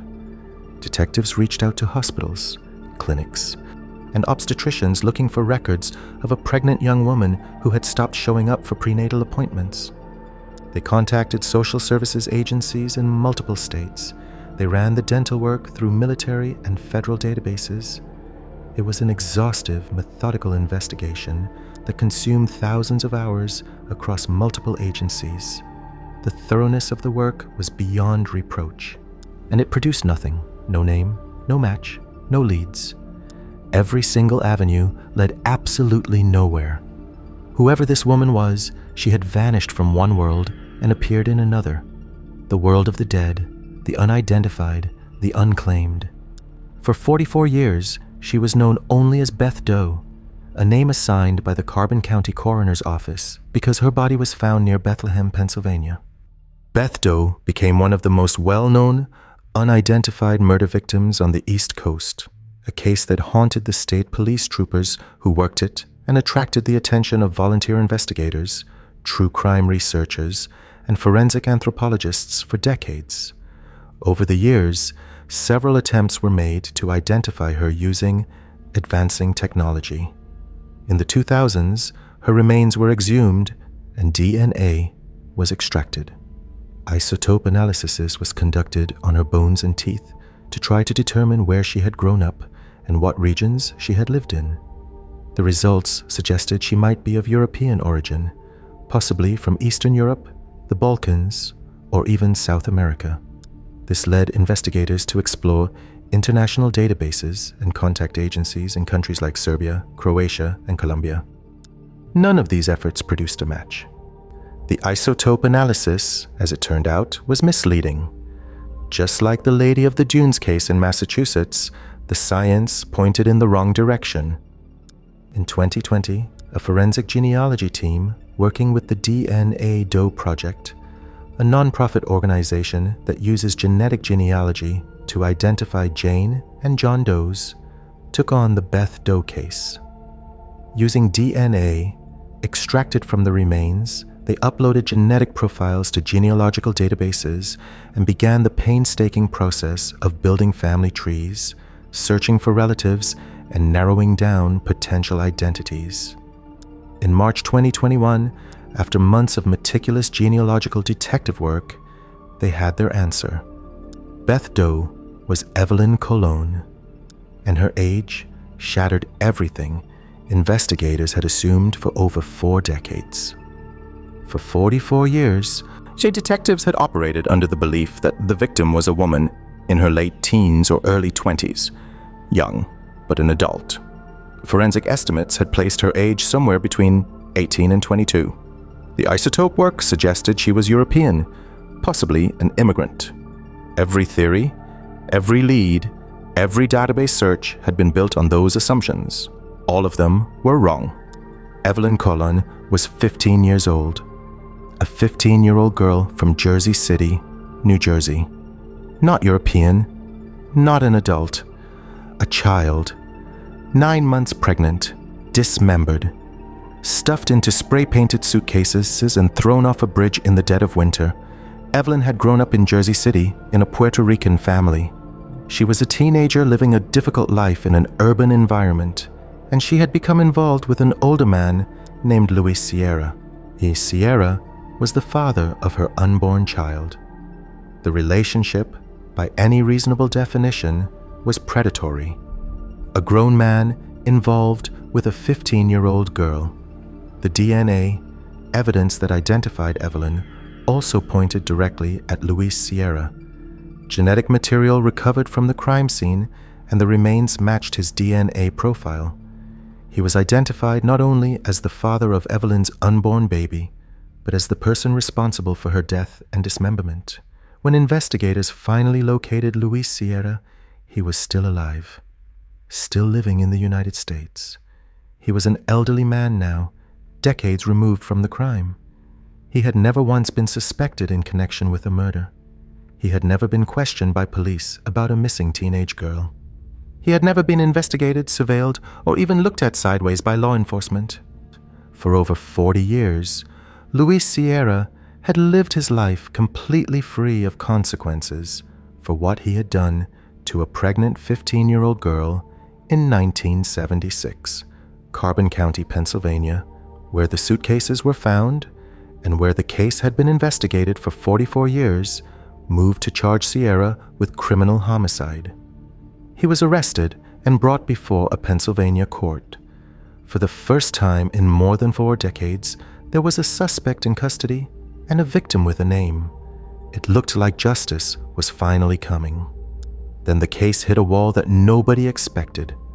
As prosecutors built their case, a critical question emerged about jurisdiction. The suitcases had been found in Pennsylvania. Beth Doe had been a Carbon County case for 44 years. But where was Evelyn actually murdered? But the evidence increasingly suggested that the killing had taken place in New Jersey, most likely in or around Jersey City, where both Evelyn and Sierra had lived. The dismemberment and the transportation of her body across state lines to Pennsylvania appeared to have occurred after the murder itself. This distinction mattered enormously. Pennsylvania could only prosecute a murder that occurred within its borders. If the actual killing took place in New Jersey, Pennsylvania courts had no jurisdiction. Regardless of how strong the evidence was, regardless of where the body was found, regardless of the fact that Carbon County investigators had spent 44 years on the case. In late 2022, the charges against Luis Sierra in Carbon County were dismissed. Not because he was innocent, not because the evidence was insufficient, because the murder happened in the wrong state. The case was referred to authorities in New Jersey for prosecution. But New Jersey hadn't worked this case. They hadn't spent decades with it. They were being handed a 50-year-old homicide and asked to build a prosecution from scratch in a different jurisdiction. As of early 2025, the case remains in legal limbo. New Jersey authorities have not publicly announced new charges against Sierra. The science worked.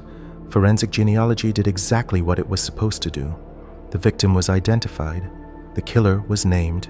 The DNA was strong enough for prosecution. Then the charges were dismissed. Not because he was innocent, because the murder happened in New Jersey and the body was found in Pennsylvania. Luis Sierra is still alive. He has not spent a single day in prison.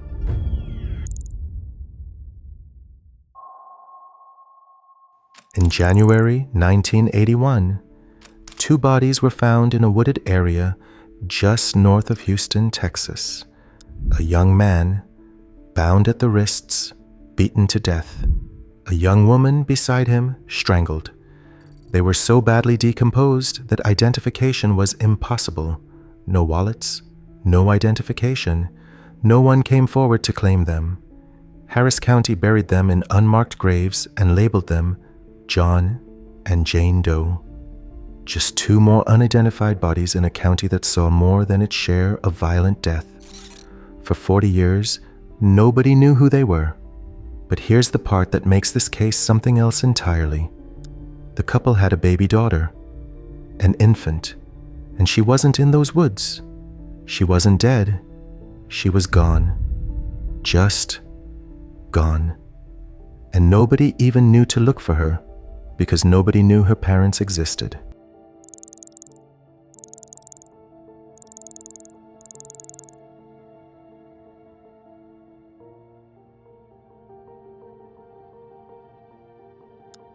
Their daughter, Holly Marie Clues, was just a baby when the family packed up and moved to Texas in late 1980.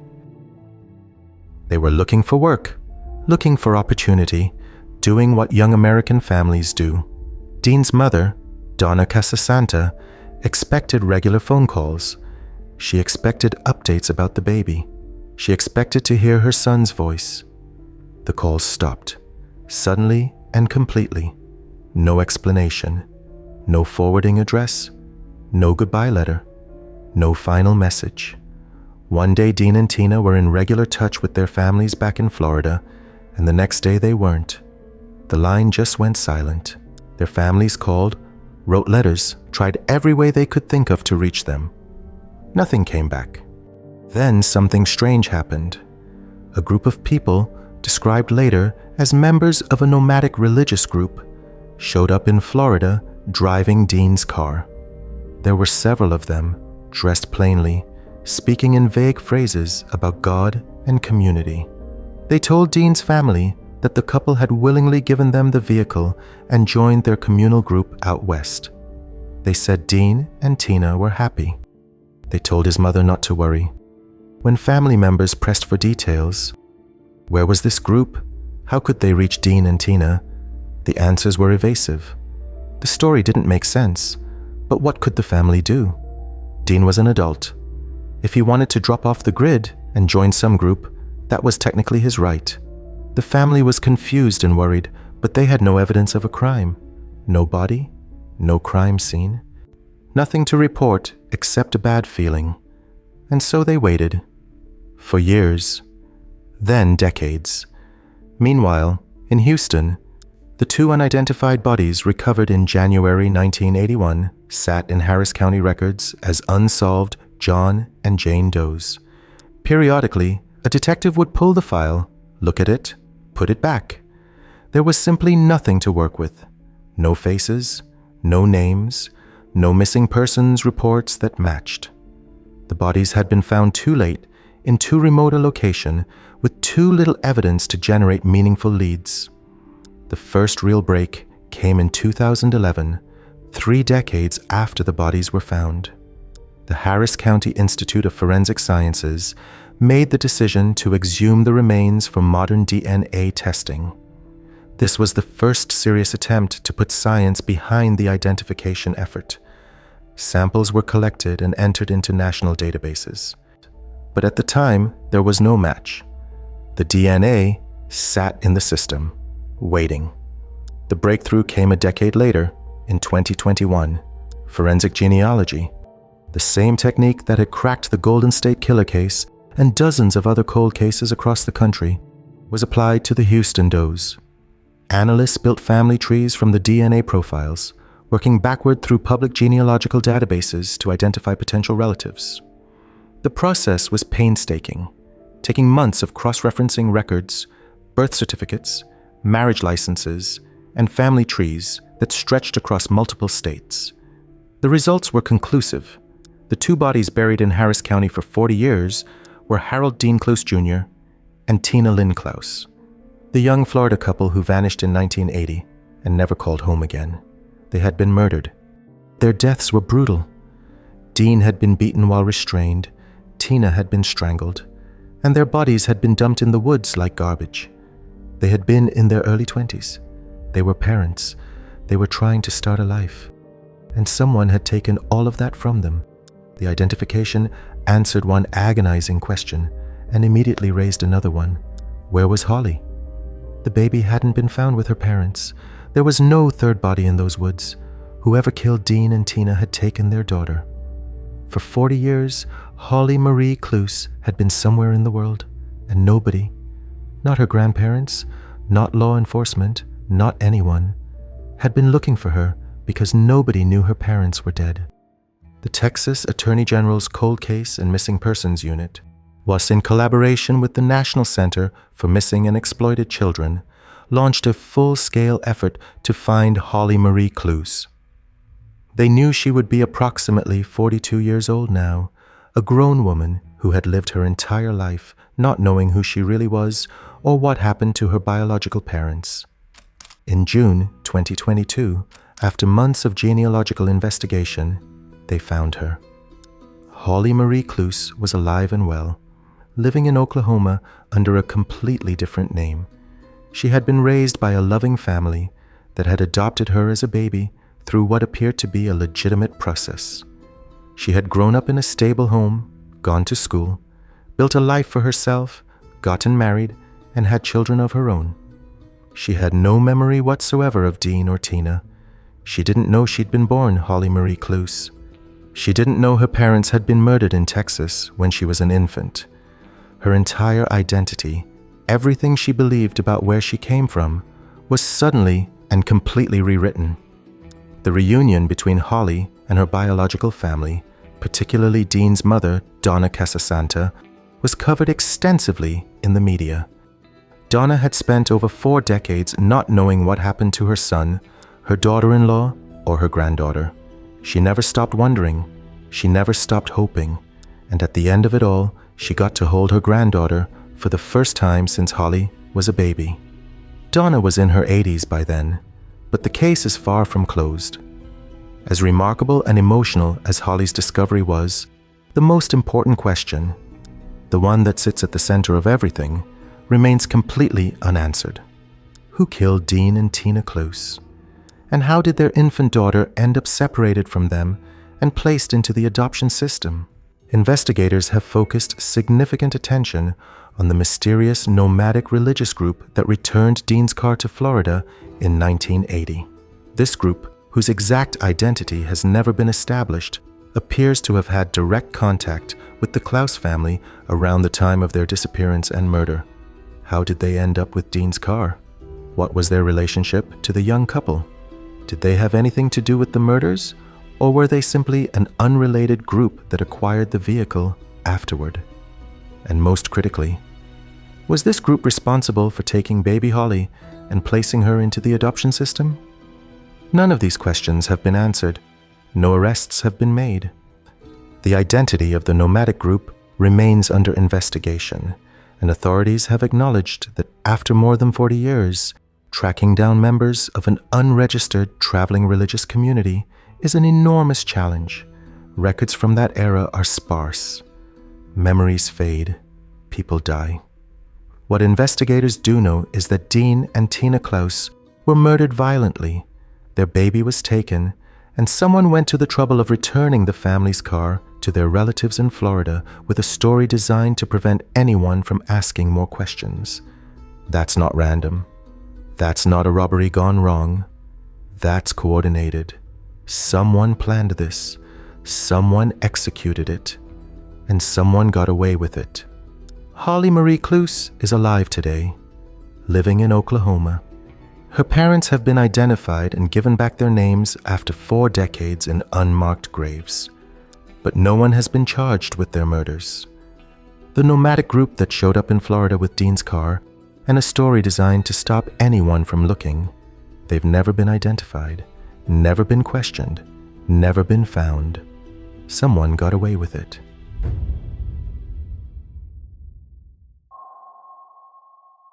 She had been married for just a few months.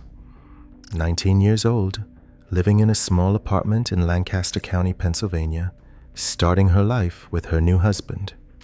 It was December 5th, 1975, a Friday, and Lindy Sue Bickler came home from grocery shopping that afternoon like she had done dozens of times before. She pulled into the parking lot of the Oakdale Estates apartment complex in Manor Township, carried her bags up to her unit, and walked through the front door. Somebody was waiting, or somebody followed her in. Either way, what happened next was savage and sudden. Lindy Sue was stabbed 19 times. The attack was brutal, vicious, and overwhelming. She didn't have a chance. When her husband came home from work later that evening, he found her body in the apartment. There were signs of a violent struggle. Blood on the walls, furniture displaced, evidence of a fight that Lindy Sue had tried desperately to win. But 19 stab wounds is a lot. Whoever did this meant for her to die and made absolutely certain of it. Lancaster County detectives responded to the scene and immediately began processing the apartment for evidence. They found something important: blood that didn't appear to belong to Lindy Sue. The killer had been cut during the struggle, probably by their own knife or by defensive wounds from Lindy Sue fighting back. That blood was collected and preserved. In 1975, there wasn't much investigators could do with blood evidence beyond typing, but they had the foresight to keep it. The initial investigation was intensive. Detectives canvassed every apartment in the Oakdale Estates complex. They interviewed dozens of residents, co-workers, family members, and friends. They looked into Lindy Sue's background for any sign of conflict, any enemies, any troubled relationships. They examined her husband. They examined every man in her orbit. Nothing. There was no clear motive, no jilted ex-boyfriend, no stalker, no insurance policy worth killing for, no financial dispute.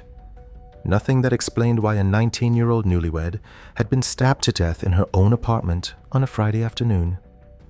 Weeks turned into months. The case went cold. Not because detectives didn't care or didn't try. They absolutely did. But because there was simply nothing to point them in any productive direction. They had blood evidence that they couldn't analyze beyond basic typing. They had a brutal murder with no apparent motive. They had a victim with no known enemies. And they had an apartment complex full of people who claimed to have seen and heard nothing. For the next 47 years, Lindy Sue Bickler's murder sat in the Lancaster County files. Periodically, a new detective would inherit the case, review the evidence, and reach the same frustrating conclusion as every detective before them. There was nothing new to work with. The blood evidence sat in storage, preserved but useless. A time capsule from 1975, waiting for science that hadn't been invented yet. That science arrived in the form of forensic genealogy. In the early 2000s, nearly half a century after the murder, the Lancaster County District Attorney's Office partnered with a forensic genealogy firm to take one more look at the Beckler case. The preserved blood evidence from 1975 was subjected to modern DNA extraction and profiling techniques. A genetic profile was developed from the killer's blood and uploaded to public genealogical databases, the same kind of databases that millions of ordinary people use to trace their family history and find distant relatives. The process of forensic genealogy is methodical and time-consuming. Analysts look for genetic matches, even distant ones, in the database. A third cousin match here, a second cousin once removed there. Each match represents a branch of a family tree that might eventually lead to the killer. The analysts then start building those trees by hand, working backward and forward through generations, cross-referencing birth records, marriage records, census data, and obituaries. They're looking for a point where the branches converge, where the family lines of multiple distant matches all connect to a single individual who was the right age, in the right place, at the right time. It's detective work at the molecular level, and it can take months to narrow millions of potential matches down to one name. When the analysts finished their work, they had a name: David Sinopoli. And here's the detail that makes this case truly chilling. David Sinopoli lived in the Oakdale Estates apartment complex at the time of the murder in 1975. He wasn't some outsider who had traveled to Lancaster County to commit a random act of violence. He wasn't a drifter passing through town. He was a neighbor. He lived in the same complex as Lindy Sue and her husband. He walked the same parking lot. He shared the same hallways, used the same stairwells, the same laundry room. David Sinopoli had been right there the entire time. When detectives canvassed the building in December 1975, they would have knocked on his door. They would have asked him if he'd seen or heard anything on the afternoon of December 5th, and he would have said no.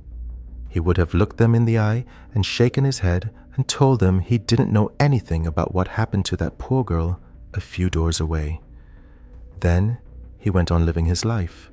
He eventually moved away from the complex. He got older. He married. He held jobs. He paid taxes. He did all the ordinary things that ordinary people do, and nobody around him had any idea what he was carrying. No arrest record, no violent incidents, no suspicious behavior that would have drawn anyone's attention. He built an entire life on top of a murder. Decades passed. The world changed. Technology advanced. DNA science went from a laboratory curiosity to the most powerful identification tool in human history.